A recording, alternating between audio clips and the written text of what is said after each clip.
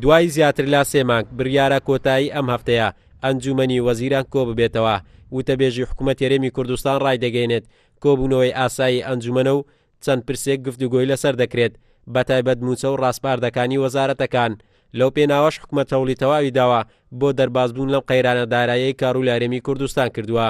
کۆبوونەوەی ئەنجومەنی وەزیران ئەنجام دەدرێتن کە کۆبوونەوەی ئەنجومەنی وەزیران ئەنجام نەدرایە لە ڕابردوو لە 2-3 مانگی ڕابردوو بەمانایەوە نییە کە چ سەرۆکی ئەنجومەنی وەزیران یا جێگرەکەی لەگە ئەندامەکانی تری کابینە گفتوگۆیان نەبووە. هەردووە بەڕێزانە بە بەردەوامی لەگە وەزیرە بەڕێزەکان بەجیا یا چەند وەزیرێک کە پەیوەستی ئیشەکانیان پەیوەندی بەیەکەوە بووە گفتوگۆیان هەبووە. بەڵام ئەو کۆبوونەوەی ئەنجومەنی وەزیران لەسەر چەند تەوەرێک کە پێویستە مناقەشەی بکرێ و هەڵسەنگاندنی بارودۆخەکە بکرێ و هەنگاوی داهاتوو چ دەبێتن لە ڕووی دابینکردنی سەرچاوی زیاتر و چارەسەرکردنی کێشەکان. هەرێمی کوردستان گۆڕەپانێکی ئاڵۆزی سیاسی قەیرانێکی سەختی دارایی هەیە. لایەنە سیاسیەکانی کێشە و ناکۆچی لە نێوانیاندا هەیە. حکوومەتیش 3 مانگی تێپەڕاندووە کۆ نەبۆتەوە. وەزیرێکی حکوومەتیش دەڵێت ئەرکی حکوومەتە چارەسەری کێشەکانی هاوڵاتیان بکاتن و بەدەنگ داواکاریەکانیانەوە بێت. دانیشتەکە 5 برگە لە خۆ دەگرێت و برگانەی کە نێردراون بۆ ئێمە لە لای خۆمانەوە ئێمە دراسە دەکەین و قسەی لەسەر دەکەین.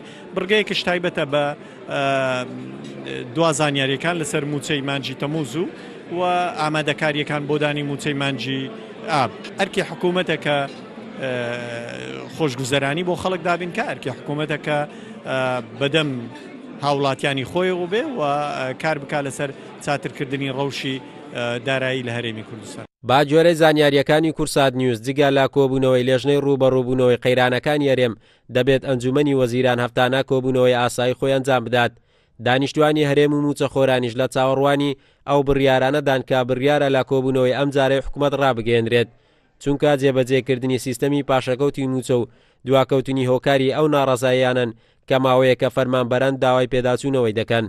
قارەمەنجۆر، کورسات نیوز، هەولێر.